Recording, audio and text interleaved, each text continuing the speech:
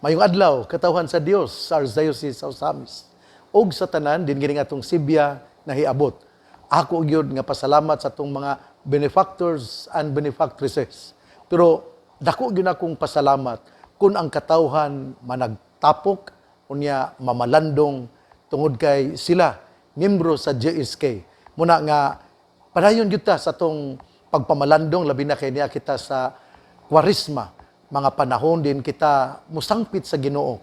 Unya ako pong greetings yun para sa mga mag-uuma og mga mananagat, sa atong mga ordinaryo nga mga trabahador, labi na yung mga karpintero, mga tigbuak og bato, mga skilled workers, mga plumbers, mga electrical engineers nga naa sa nagkalilain nga mga dagko nga mga tindahan.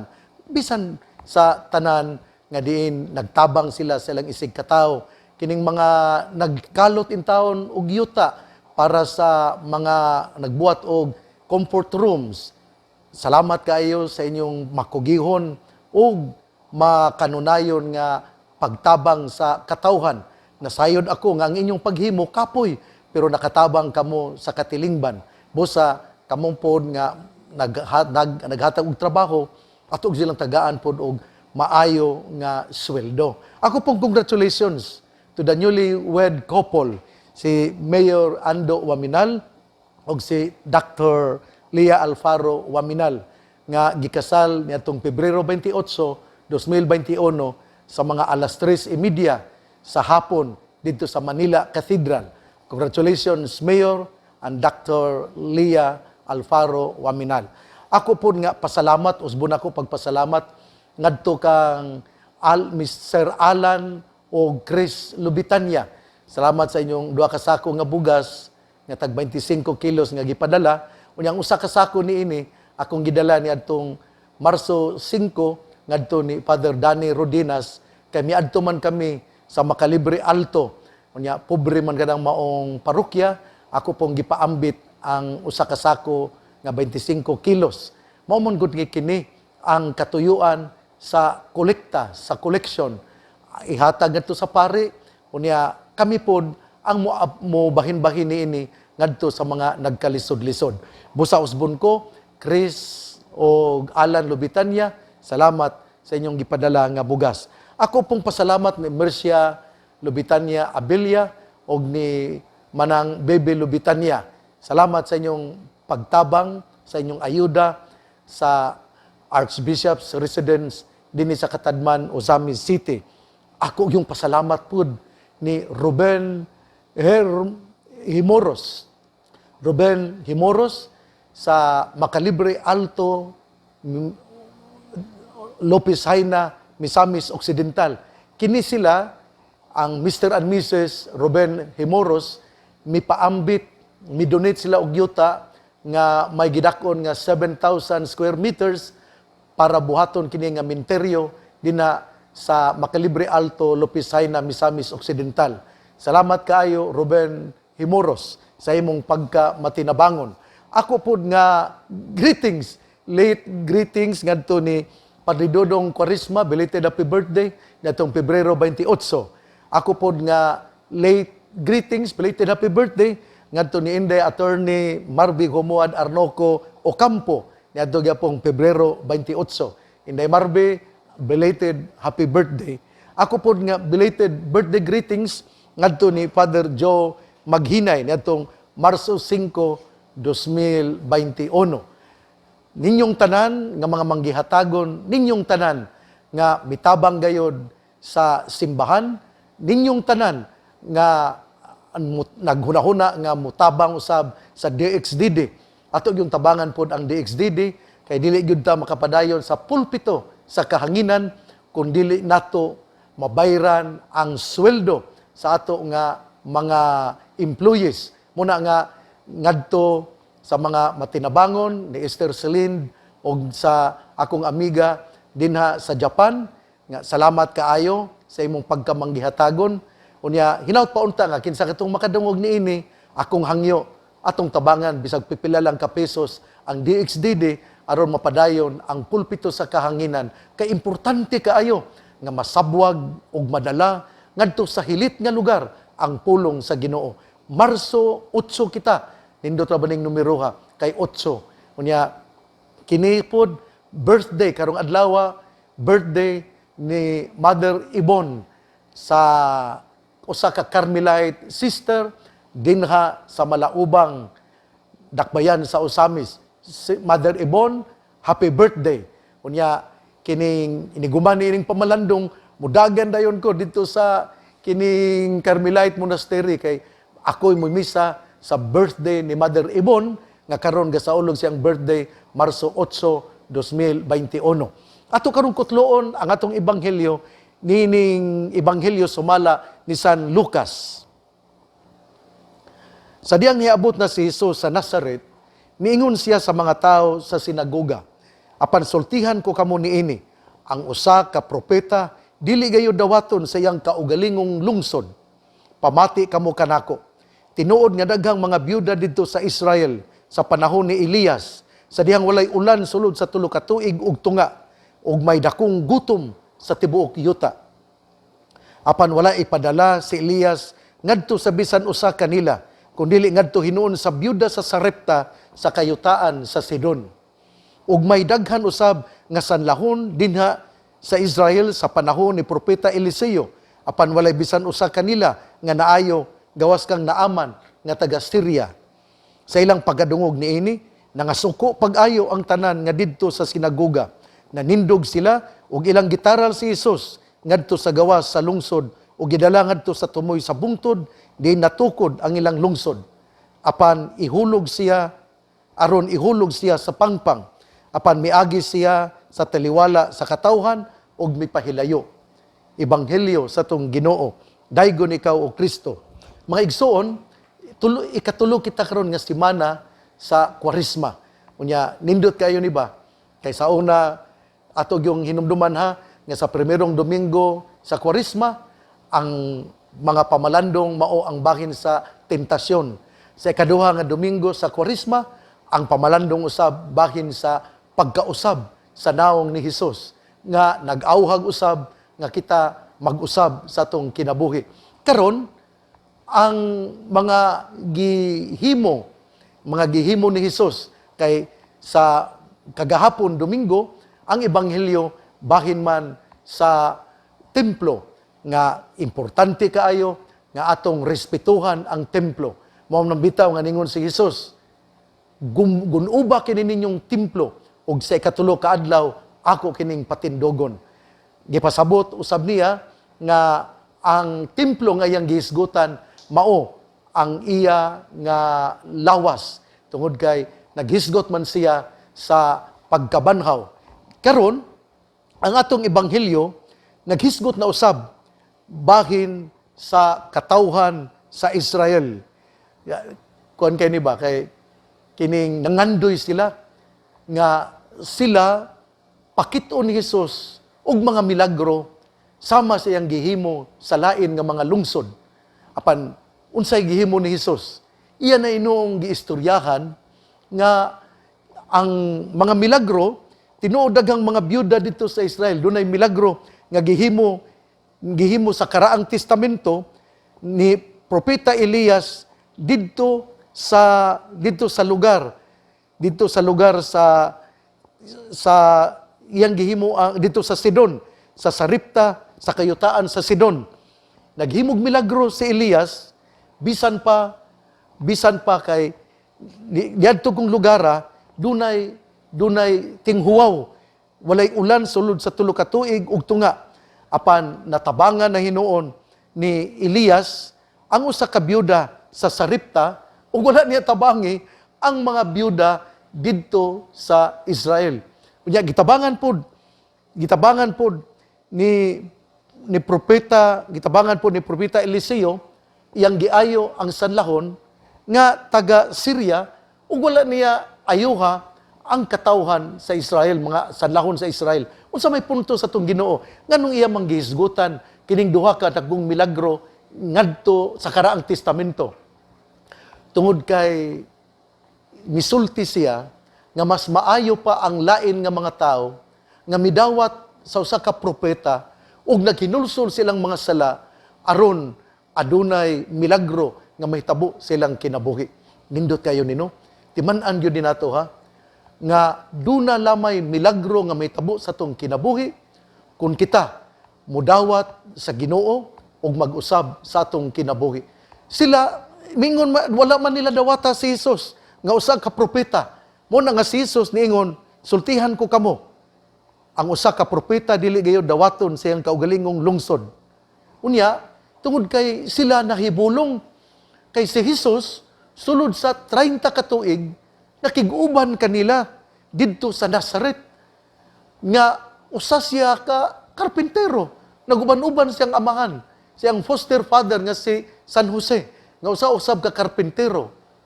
Unya nalibog sila tungod kay sa pagwali ni Jesus, miadto siya sa sinagoga tungod kay sa akon nang gikaingon ang tema nato mauman nga ang usa ka templo ato kining sabton nga usa ka building apan usab atong sabton nga ang templo mao di ay ang katawhan sa Dios nga gitawag aron madagtapok ug magampo ngadto sa Ginoo. Muna nga si Jesus isip usa sakop sa katawhan sa Dios miadto usab sa templo nagampo tungod kay mao man kini ang tawag sa amahan nga the temple is the people of God called to become a worshiping community.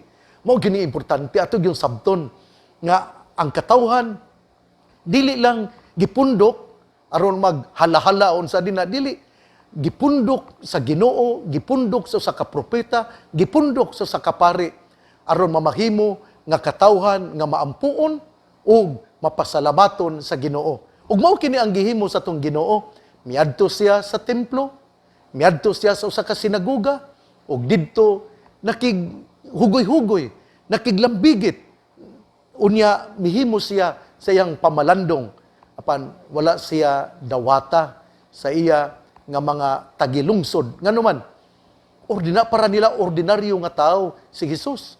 Usa ka karpintero ug karon mao na hinuon ang leader nila ug mohimo pagayod ug mga butang nga katingalahan, mga butang musulti ug mga butang nga malangtip kaayo ug dili sila makasabot tungod kay nagduda man sila sa pagkatao ni Jesus. Mao pod ni sa tong kinabuhi. Bisan pa kung adunay tao nga maayong sulti gikan sa mga kaparian dinhi sa Misamis Occidental. Nabiyay grupo biya mo katawa ko kay ang ilang pick-upon ang mga pamalandong man sa lain nga mga lugar. Unya murag ilag yung isulti, ilag yung ipatigbabaw ang lain nga mga kaparian. Maupod ni kanabang murag they don't patronize their own priests. They don't patronize their own bishop. Laktod nga pagkasulti.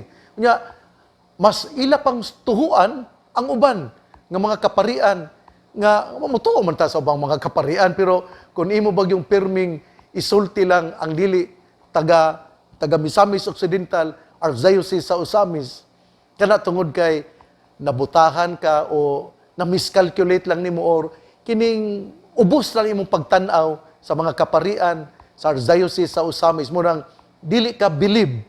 Parehara pud ka nining mga tao dinhi sa panahon ni Jesus. Nga si Jesus mihimo sa pamalandong, mihimo sa usa ka pagwali, si Jesus mihimo sa pagtin-aw apan ang katawhan wala mo tuo ug wala mo believe kaniya. Apan naglagot na noon sila sa diha nga giistoryahan sila ni Jesus nga dili gyud mahitabo ang usa ka milagro kun ang katawhan dili mo tuo o dili abierto ang ilang kasing-kasing sa pag-usab sa ilang kinaiya aron pagdawat sa usa ka propeta nga mao si Jesus. Mas maayo pa ang katawhan nga giila nga makasasala byuda nga taga Saripta, taga Sidon o usa ka tawo nga puno sa sanla nga sinaaman nga taga Syria kay mituo man sila sa gisulti nga maghinulsol sa mga sala aron mamahimo ang usa ka milagro sa ilang kinabuhi. I would like to repeat it. Miracles take place when we open up ourselves and we accept the Word of God as a source of conversion. Pero kung dili galita mo dawat sa pulong sa Ginoo, unya mas mutuo pa ta sa uban, wala gyud milagro nga mahitabo sa tong kinabuhi.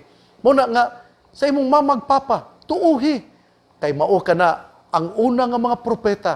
Sila ang una nga magtutudlo sa pagtuo. Tuuhi ang imong mama ug papa. Bilib jud ka sa imong mama ug papa nga musulti sa kamatuoran kay sila mao ang imong mga ginikanan.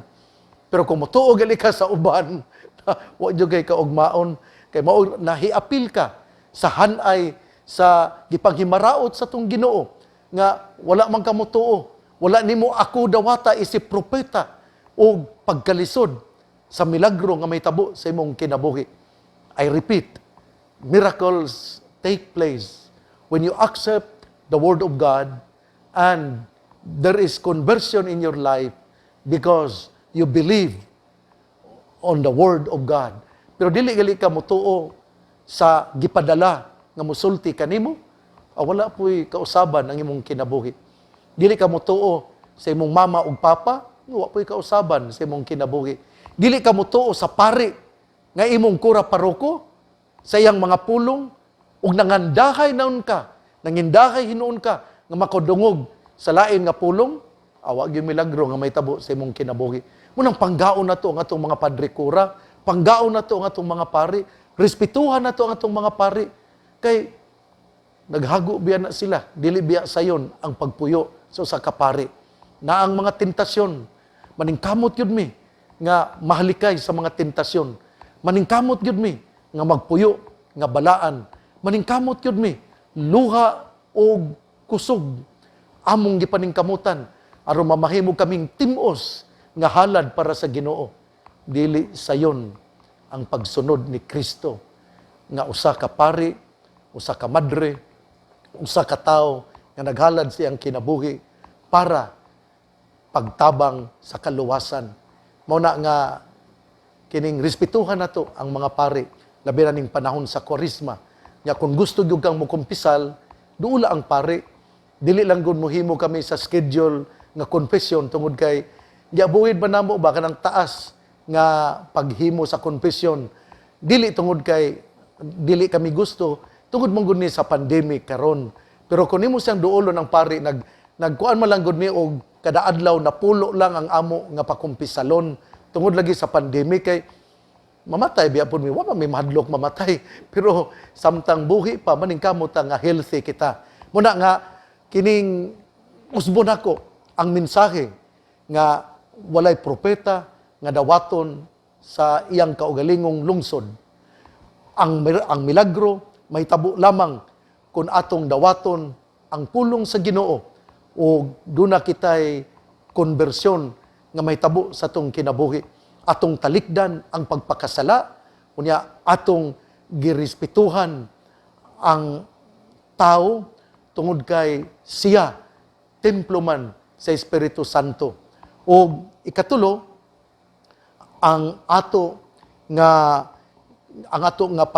pagsabot nga ang Ginoo mao gayud ang tinuod nga magwawali si Hesus mao gayud ang mudala kanato sa kinabuhing dayon.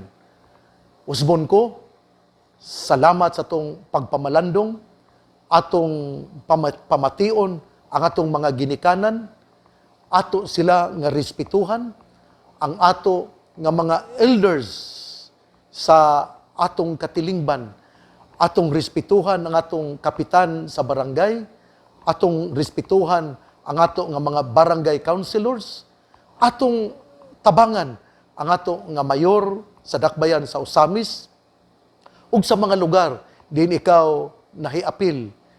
Kung magsige lang kag daot sa imong mayor, ako gining usbon, let us trust our government officials and let us trust our mayors kay nangandoy bina sila nga makatabang yun. Muna nga ato yung iampo ang atong mga mayor. Bisag wa ka ganahin sa presidente. Iampo gyapon nato nga mahuman ang iyang termino, tungod kay importante kaayo so that we will have the stability of the office of the President. Let him finish his term. Unya ato pong iampo ang ato nga mga congressman, si Congressman Henry S. Waminal, si Congressman Ben Kanama, si Congressman Nonoy T. Ayaw ninyo saktig politika, ang akong hangyo sa pag-ampo. Ayaw ninyo og duhigi, og dautan nga panghuna-huna, kaya ang ako biya nga pangamuyo, maugayod, kaayuhan sa Misamis Occidental. Atong iampo ang atong gobernador, si Governor Philip Tan. Atong iampo ang atong vice-gobernador, si Vice Governor Aurora Virginia Gigi Almonte. Ang tanan nato nga mga elected officials, ato yung respetuhan. Sama na kita mo respeto sa templo sa Espiritu Santo. Kay kada usa nato, templo man sa Espiritu Santo. Ang tao nga namati sa pulong sa Ginoo, sama siya sa kahoy nga gitanom, daplin sa usa ka sapa, kansang dahon, dili gayod malaya. Tempo sa timbunga, siya mamunga. Igsuon, ugma na usab. Usbon ako ha. Happy birthday, Mother Ibon. Usa ka Carmelite sister dina sa Malaubang, Dakbayan sa Ozamis. Ug karon pong adlaw mao ang pagpanalangin sa Sinovac vaccine dina sa Mars Hospital dinha sa Dakbayan sa Ozamis. Ako yung pasalamat sa atong director si Dr. Jesus Martin Sansiangco ug sa tanan nga mga frontliners. Akong panalanginan ang Sinovac vaccine karong alas 8:30 sa buntag dina sa Mars Hospital. Unya atong iampo kay ang atong Santo Papa gahangyo gyud natong tanan nga we have to receive the vaccine to save the world and to save lives. Ato gyud nga dawaton ang vaccine tungod kay mao kini ang pamaagi aron maluwas ang kalibutan, maluwas ang Misamis Occidental, maluwas ang atong kinabuhi, maluwas ang tanang katawhan. Ang pangaliya sa mahal nga Birhen Maria, nga gisangpit sa mga misamisnon nga Birhen sa kuta, magapanalangin kanatong tanan. Sa ngalan samahan, sa anak, ug sa Espiritu Santo. Amen.